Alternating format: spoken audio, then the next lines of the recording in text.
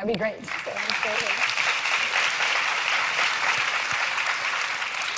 So since we're at Google, this question is apropos. The Juan from Chicago, Illinois asks, have you ever Googled yourself just to see what came up? Yes, of course I have. When was the last time? The last time, probably, last night I wanted to know if people knew that I was going to be here because everybody was telling me not to tweet. So I Googled and I didn't see enough come up. So I said, well, I'm tweeting. So. That solved that problem. So there. Well, you have 443 million hits on Google for Lady Gaga, which basically means you don't have very much anonymity left at all. And I guess Pookie1234 from Colorado asks, are there ever moments the paparazzi doesn't recognize you? I have to be really honest. People that say that they can't escape the paparazzi are full of shit. So let me just be the artist to throw everybody under the bus. And my head of security is standing over there nodding. I don't spend money on houses and lots of cars, but I do spend money on security, and they never find me. So, no, it doesn't run my life because getting my photo taken is not what makes me feel like an artist. It's being in front of 50,000 fans screaming, I was born this way, baby. That's why I'm here.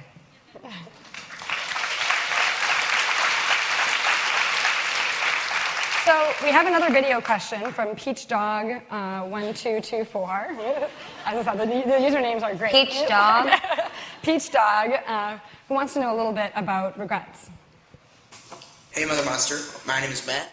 And my question for you is that in the song Born This Way that you recently released, which is awesome, you have the lyrics that don't hide yourself in regret. I was wondering if you have ever regretted anything or if there's something in your life that you'd ever want to change in the past. Thank you for looking at my question. I really love you. Thank you for making music. Bye. Is there anything that I regret from my past? Well, I'll begin with the lyric, and I will say, don't hide yourself in regret is don't perpetuate negativity in your life. Don't obsess about the things that you didn't do or the things that you may have not done your best. Obsess about the future. Obsess about today. Think endlessly about how you can pull the inner queen or king out of yourself and let that superstar shine. I don't believe that fame is something that is obtainable. I believe that it's inside of you. It's not something that you can touch. It's not tangible, which is why when I speak about the paparazzi and things, it's very meaningless to me. There are days when I wake up and I don't feel like a superstar, and it's those regrets. You say, did you ever wake up and feel like a superstar? The answer is no. The regret of some days, me waking up and not feeling brave enough, those are the regrets I have, because I have so many things to be grateful for, so many fans looking up to me, and the days when I feel insecure, those are my regrets. I want to always be secure and strong for you, because look at how sweet they are. They're so genuine, and they're listening to the lyrics, you know. And so I guess what I would say is don't obsess over what you've done wrong. Always look into yourself for the answer, and be the best you that you can be in the future. And in the same vein, I think that's...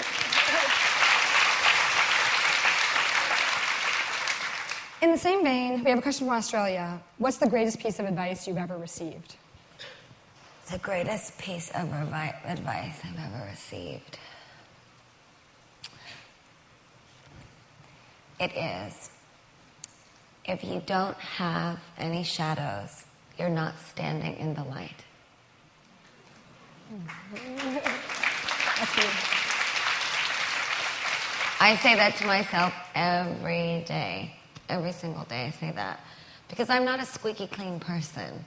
You know, so there's nothing about my music or the Monster Ball or my fans. We're not squeaky clean. And people always say to me, who's the real you? When in reality, I'm pretty much an open book about my life. what you're asking me about is magic. And if you are magical, you always have shadows. You're in the light. You must cast a shadow. So let's talk a little bit about the new album. It's out on May 23rd, Born This Way. The first single, the title single, is already out. It's been #1 for 5 weeks already. And we have a video question about the new album. So we'll go to Jazz Bridger here on video. Hi Gaga, if you could describe the Born This Way album in just 3 words, what would they be? In 3 words. See how smart my fans are. I would call it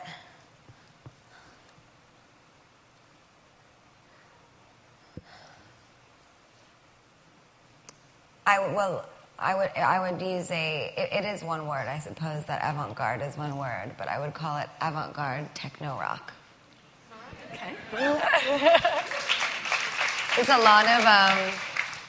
lot of rock influences on the album, but not in a this is a rock music record kind of way. It actually is quite steadfast in that it is an exploration in electronic music and in technosonics, but I have sort of created a genre of metal dance, techno pop music with a lot of rock anthemic choruses, because that is the music that I love. I'm actually really obsessed with Bruce Springsteen.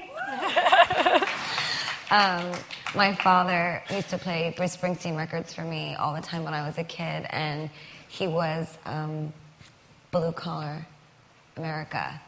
And in a way, I guess, I related to Bruce because I watched my father, a blue collar American citizen, relate to Bruce. And I think that in a social way, my fans feel blue collar. They feel like they're the underdogs that will someday be the winners. And I took the influence of Bruce on my father in my life to create this album. And yeah, lots of really big, almost like big Def Leppard style melodies in the choruses, but it's electronic dance music. It's very hard and very edgy.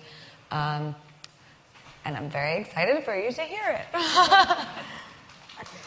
We're all looking forward to it. So, one of the things that you face as an artist is censorship. So Shane RZ66 from Colorado asks, how do you feel about Malaysian radio stations editing out your imperative, no matter gay, straight, or bi, lesbian, transgendered lifeline from Born This Way? Well, obviously, I disagree with it. Otherwise, I wouldn't have specifically put those words in a song that I knew would be put on Top 40 radio. What I would say is for all of the young people in Malaysia that want those words to be played on the radio, it is your job and it is your duty as young people to have your voices heard. You must do everything that you can if you want to be liberated by your society. You must call, you must not stop, you must protest peaceably. No, I don't believe in violence, I don't believe in negativity. There's no reason to be derogatory. You just have to keep fighting for what you believe in. And to be quite honest, honesty and the truth is always what will set you free. I can't tell you how many times I get phone calls from TV stations, and Troy will call me and he'll say, they want you to edit out this section of the video, and I say, well, just tell them I'm not doing it, and if they don't want to play it, they don't have to. Yep. That's it. Because if the artist is constantly molding ourselves and changing and abridging what we do for the machine, then the artist becomes part of the machine. I don't want to be part of the machine. I want the machine to be part of me. Okay. The next question.